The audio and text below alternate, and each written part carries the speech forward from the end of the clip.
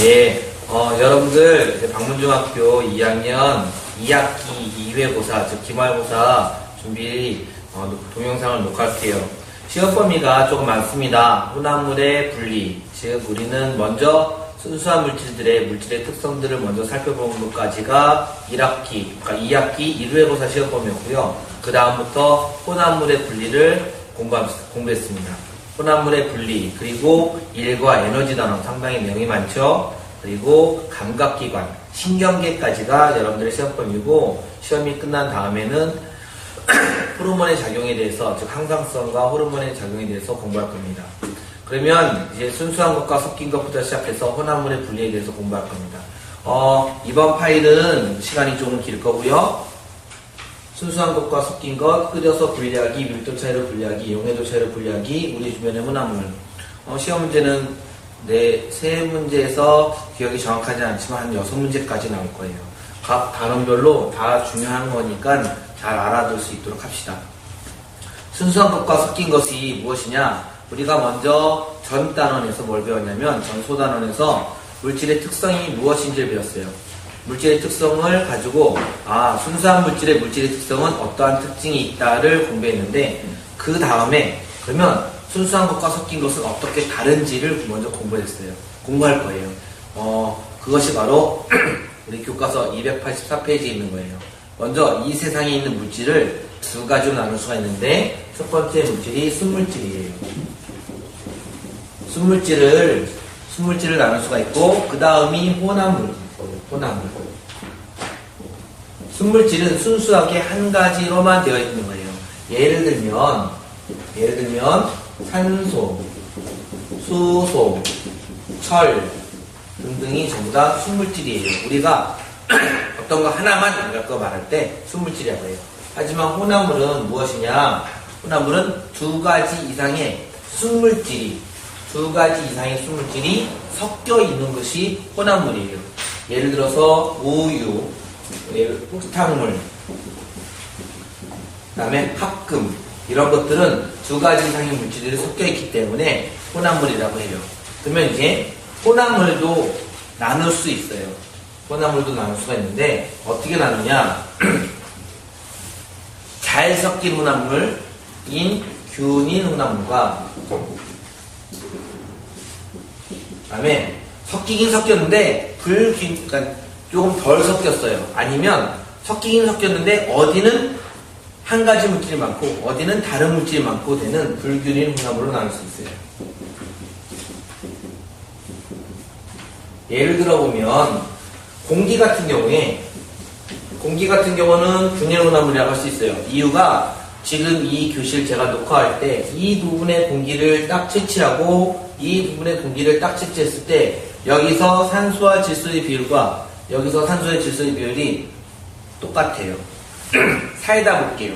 캔 사이다를 하나 딱 따가지고 처음에 두 개로 따랐어요. 윗부분 따르고 아랫부분 따르는데 윗부분의 맛과 아랫부분의 맛이 똑같지요. 이럴 때는 다 균일 혼합물이에요. 즉 모든 물질들이 잘 섞여 있어요. 그러면 균일 혼합물이 이렇게 공기나 사이다 같은 경우라면 어떻게 알 수가 있냐? 균일 혼합물의 얘가 285페이지 분자 구조로 되어 있어요. 가운데 물질을 볼게요. 순물질 말고 균일 혼합물의 가운데 거 보면 설탕물이라고 되어 있어요. 설탕물 같은 경우에 분자 구조를 딱 보면 파란색과 노란색이 거의 규칙적으로 잘 섞여 있어요. 이런 것을 균일 혼합물이라고 해요. 근데 불균일 혼합물도 있어요. 이거는 어디는 뭐가 많고 어디는 다른 게 많다. 이런 것이 불균일 혼합물이에요. 대표적인 예가 흙탕물이에요. 비가 와서 혹은 여러분들이 물속에 흙을 집어넣고 잘 섞으면 아무리 잘 섞어도 잠시 뒤에 보면 밑바닥에는 흙이 많고 윗바닥에는 물이 더 많죠. 이처럼 어디는 뭐가 많고 어디는 더 뭐가 많다. 이렇게 나누어지는 경우를 불균일 혼합물이라고 해요. 그래서 이것에 대한 분자적인 모습이 285페이지에 나와 있어요. 그래서 분자적인 모습을 보면 파란색과 갈색과 하얀색이 어디는 뭐가 더 많고 어디는 파란색이 많고 어디는 갈색이 더 많고를 그림으로 표현해 놨어요. 그 위쪽에 그림을 보면 몇 가지 혼합물이 되어 있는데 바닷물도 혼합물이고 공기도 혼합물이고 우유도 혼합물이고 암석, 여러분들 1학년 때 배웠던 화강암, 태저암 등등도 전부 다 혼합물이라는 것을 알 수가 있습니다. 그러면 이제 순물질과 혼합물이 어떠한 것인지 알았으면 어떻게 순물질과 혼합물을 구별할 것인가를 알아야죠. 자, 지금은 순물질과 혼합물이 예를 알아봤으니까 이제 구별법을 알아볼 거예요. 구별법은 의외로 단순합니다. 바로 끓는 점 또는 녹는 점 등을 측정할 거예요. 끓는 점과 녹는 점을 측정할 때 순수한 물질과 혼합 물질이 다른 형태가 나타나거든요.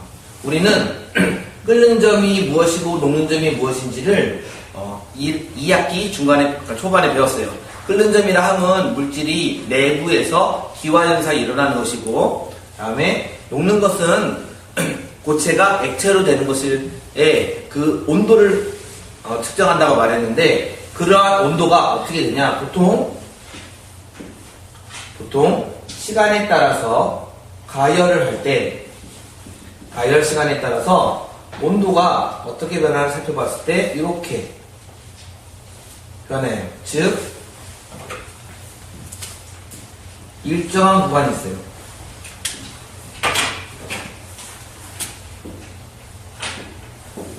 온도가 일정한 구간, 이렇게 있으면 우리는 이러한 물질을 순물질이라고 할 거예요. 우리가 2학기 초반에 배웠던 내용대로가 바로 순물질의 물질의 특성이에요. 이렇게 변해요.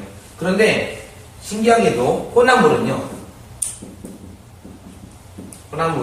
똑같은 물질이라고 판단이 됐음에도 불구하고 가열 시간일 때 온도 어떻게 변하냐? 이렇게 변해요. 즉 그림으로 봤을 때 온도가 일정하지 않음이에요. 온도가 일정하지 않고 비스듬하게 변해요. 우리는 끓는 점, 녹는 점의 상태 변화 1학년 때도 배웠고요. 상태 변화할 때 온도가 변하지 않는다라고 배웠는데 이 모든 그 내용은 순수한 물질인 경우만 그래요. 혼합물인 경우는 온도가 변해요. 그래서 우리 교과서 287페이지에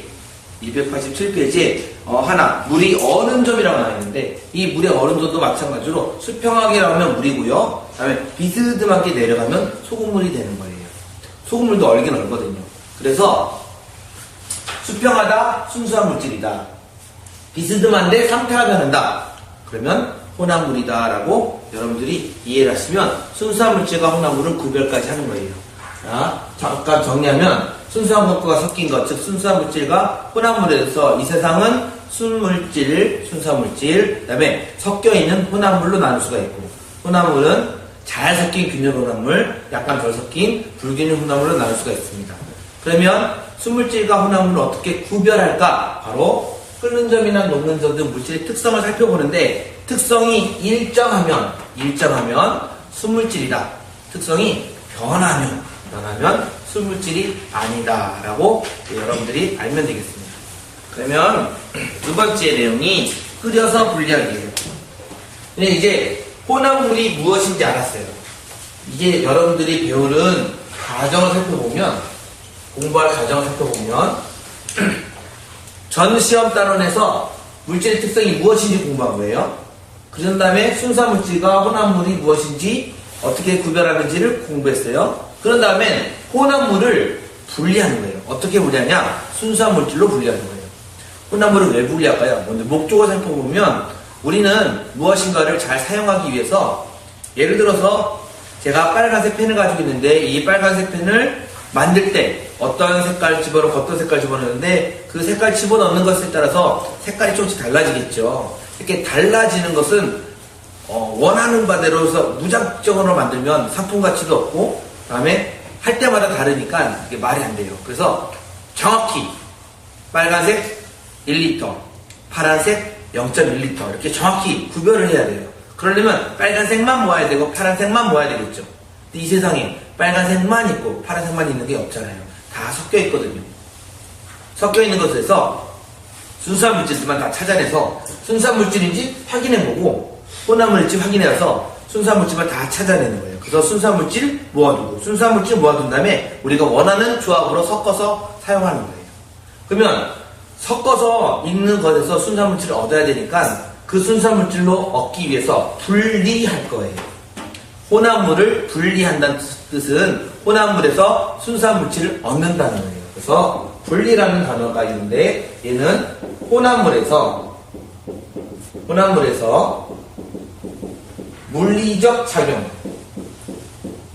작용을 사용하여서 두 가지 이상의 수물질을 얻는 것이 분리예요. 혼합물에서 물리적 작용을 사용해야 되고요. 화학적 반응이 생기지 않고 두 가지 이상의 수물질을 얻는 거예요. 물리적인 작용이에요. 온도를 높인다. 혹은 밀도 차이, 이것도 물리적인 차이고요. 물질이 변하지 않고요. 용해도 차이, 역시 물질이 변하지 않습니다. 녹이기만 하고 온도만 변하니까 우리 주변의 혼합물을 분리할 때도 다 이런 것들을 적절하게 사용해서 물리적인 차이로 혼합물을 분리합니다. 그럼 이제 이 혼합물을 분리 방법 중에서 첫 번째가 끓여서 분리하기인데, 끓여서 분리하기는 키포인트 단어가 증류예요. 증류. 이 증류가 우리 교과서 288페이지 가장 마지막 줄에 적혀 있어요. 그 문장을 읽어보면 혼합물을 가열할 때 나오는 기체를 냉각하여 순수한 액체 성분을 얻는 분리 방법을 증류라고 한다라고 되어 있어요. 즉, 증류는 가열하여 나오는 기체를 냉각하여 액체를 얻음이에요. 그림 볼게요. 오른쪽 그림, 소금물의 증류 장치. 여러분들 이거 2학년들이 다 실험을 했거든요. 팔팔 끓여서 온도 변화 보고 온도가 쭉쭉 올라가는 거 봤을 거예요. 소금물에 물이 100도에서 끓어요. 순수한 물이라 하면 보통 순수한 물로 실험을 했다면 이렇게 실험 결과가 나왔을 거예요.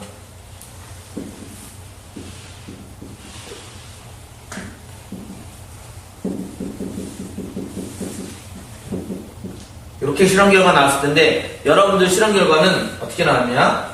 쭉 해서 똑같이 약간씩 올라가다가 이렇게 올라가서 끓었거든요. 이렇게 비스듬했거든요. 그래서 이거는 소금물이에요. 그러면 재밌는 것은 이때 무엇이 나올까요? 소금물에서 물이 기체로 되겠죠.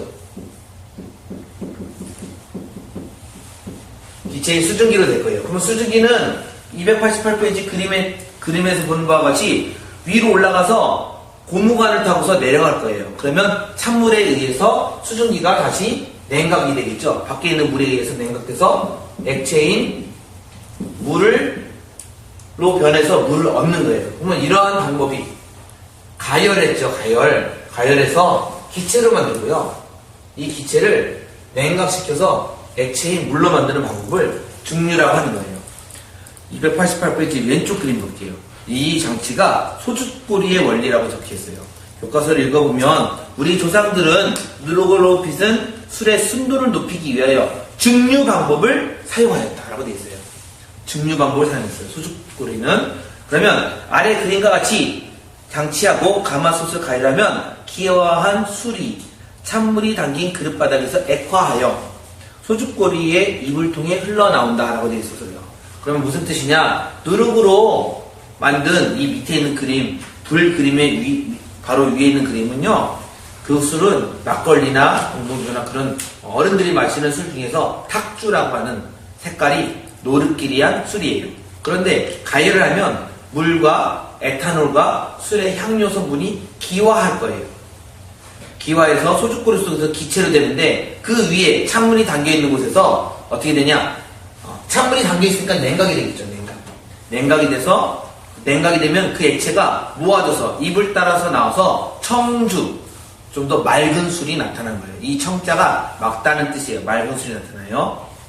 한 번만 더 읽어볼게요. 소주꼬리의 원리. 우리 조상들은 누룩으로 빚은 술의 순도를 높이기 위하여 증류 방법을 사용한 거예요. 그러니까 여기 증류 방법이 나오죠. 그러면 다시 289페이지 똑같은 실험 장치라서 물과 에탄올 혼합물의 증류, 바로 소금물의 증류 장치와 비슷해요. 소금물의 증류 장치에서는 소금은 고체라서 남아있죠. 물속에 녹아있지만 남아있을 거예요. 그런데 289페이지와 같이 실험을 하면 어떻게 되냐? 물도 나오고 에탄올도 나와요. 290페이지 그래프 보겠습니다. 290페이지 그래프를 보면 그래프의 모양이 이렇게 올라가서 끓는다는 사실을 알 수가 있고, 결과적으로 나중에 수평이에요. 무슨 뜻이냐? 여기가 에탄올이 끓음이에요. 문제는 에탄올만 들어있는 게 아니라 물도 들어있거든요. 그래서 비스듬하게 올라가요. 순수한 물질이 아니라 혼합물이니까. 그러면 에탄올을 다 끓었으면 여기는 물만 있죠. 물만 있는 순물질이에요. 그래서 수평하게 끓을 거예요. 그러면 에탄올이 끓을 때 당연히 뭐도 나올까요? 물, 수증기도 나와요. 그런데 이 방법을 여러 번 하면 에탄올에 나오는 순도를 높일 수가 있어요. 그래서 이렇게 끓는 점의 차이에 따라서 액체인데, 두 가지 액체인데 끓는 점의 차이에서 물질을 분리하는 방법을 붉은색 글씨로 적겠어요. 분별증류라고 해요. 분별증류라고 합니다. 분별증류의 증류 장치가 290페이지 그림으로 되어 있어요. 잘 보시면 물이 들어가는 방향, 물이 나오는 방향이라고 되어 있는 것이 바로 냉각을 시키는 거죠. 왼쪽에 끓인 쪽은 액체가 갑자기 끓어오는 것을 방지한다라고 적혀 있고요. 다음에 유리, 도막, 여러 번 증류되는 효과가 있다라고 적혀 있고요. 다음에 온도계를 놔서 기체의 온도를 측정하는 겁니다. 이렇게 되면, 즉 가열하는 장치죠. 이 가열 장치에서 오른쪽으로 가면 냉각 장치로 되는 거죠. 그래서 가열을 시키면 기체로 변할 거고, 냉각 장치에서 액체로 변해서 얻어내는 거예요. 액체를 모으는 거예요. 이렇게 끓는 점의 차이, 두 가지 이상의 액체를 끓는 점의 차이를 이용해서 하는 것은 분별 증류라고 합니다. 그러면 실생활에서는 어떻게 이용이 되냐? 여러분들이 분별 증류를 실제로 이용하는 예는 별로 없지만 분별 증류된 것을 사용하는 예는 많아요. 바로 석유 제품, 특히 자동차 연료를 사용하는 경우, 여러분들 부모님들이 경유나 휘발유를 사용하는 경우가 바로 291페이지 분별 증류의 사항부를 사용하는 겁니다. 잘 보시면 석유가스 25도 이하 끓는 온도가, 다음에 나프타 75에서 100도씨, 나프타가 바로 휘발유 일종이에요. 자동차 연료로 쓰인다는 거고요. 다음에 등유, 경유, 중유, 아스팔트가 되어 있습니다. 각각의 용도 정도도 다른 문제들 풀 때 알아두시면 될 겁니다. 그러면 이제 끓여서 분리하는 방법의 전체적인 이름은 증류다. 그리고 액체인 경우에는 분별 증류를 쓴다. 즉 끓는 점에 차이가 있으니까 첫 번째 증류, 두 번째 증류가 된다는 뜻이니까 분별 증류라는 단어를 씁니다. 이제 세 번째, 밀도 차이로 분리하기를 공부할게요. 밀도 차이가 있는 것은요, 조건이 뭐냐? 밀도가 달라야 되는 건데 서로 섞여 있지 않아야 돼요. 밀도 차이로 분리할 때는 당연히 밀도가 다르다라는 조건과, 두 번째, 섞이지 않는다라는 조건이 필요해요. 섞이면 곤란하죠. 섞이지 않고 서로 분리가 되어야 돼요. 그 대표적인 예가 294페이지 그림으로 되어 있는데 바로 물과 식용유를 분리하는 거예요. 우리는 어떤 사실을 알 수가 있냐면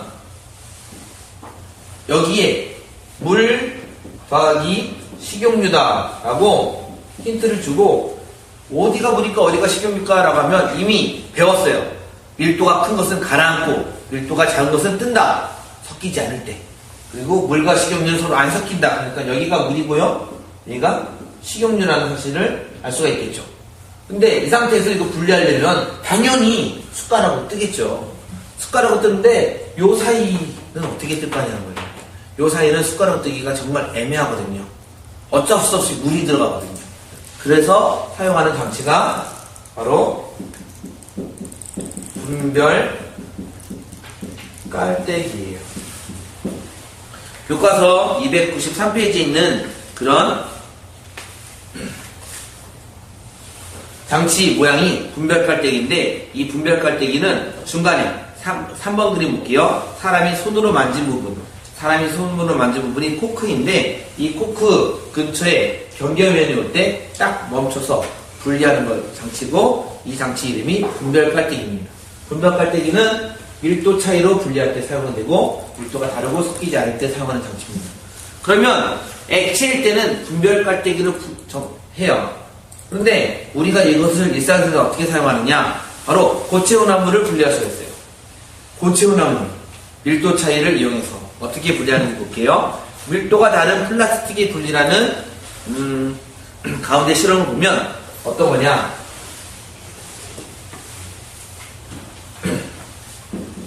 밀도가 1.1인 A 물질이 있고요. 밀도가 1.3인 B 물질이 있다고 합시다. 이거 둘 다 고체입니다. 고체. 네, 물에 안 녹이. 이라고 합시다. 물에 안 녹아요. 밀도가 1.1인 A 물질과 죄송해요. 단위 쓸게요. 밀도가 2.3 정도인 B 물질이 있는데 이건 서로 섞여 있어요. 막 이게 종이 찢은 거랑 똑같이 막 플라스틱 쪼가리가 섞여 있어요. 그럼 이걸 분리하고 싶어요. 어떻게 분리하냐? 물에 안 녹으니까 소금물을 준비하는 거예요. 소금물을 넣고 준비하는데 이 소금물의 밀도를 1.2로 맞추는 거예요. 1.2로 맞추면 어떻게 효과가 생길까요? 이 두 개를 여기다 집어넣으면 밀도가 작으면 소금물에 비해서 밀도가 작으면 A 물질이 둥둥둥 뜨겠죠. 그죠? B 물질은 가라앉겠죠. 요것만 건져내서 A와 B를 구별할 수가 있는 거예요. 그게 294페이지 실험이에요. 이와 비슷하게 실생활에서 사용하는 방법이 바로 295페이지 돼 있죠. 상한 달걀, 좀 더 좋은 싱싱한 달걀 구별하는 거, 사금을 채취하는 거, 그리고 혈액 실험 다 해봤죠? 원시분리로 돌렸던 거. 이것도 혈과 혈장이 밀도가 다르거든요. 그 다음에 쭉정이를 걸러내는 거, 벽시에서 쭉정이를 걸러내는 것도 소금을 사용하죠. 이와 같은 방법이 밀도 차이를 이용해서 혼합물을 분리하는 겁니다. 잠시 쉬었다가 용해도 차이와 우리 집의 혼합물 분리가 약간 기니까 잠시 쉬었다가 하겠습니다.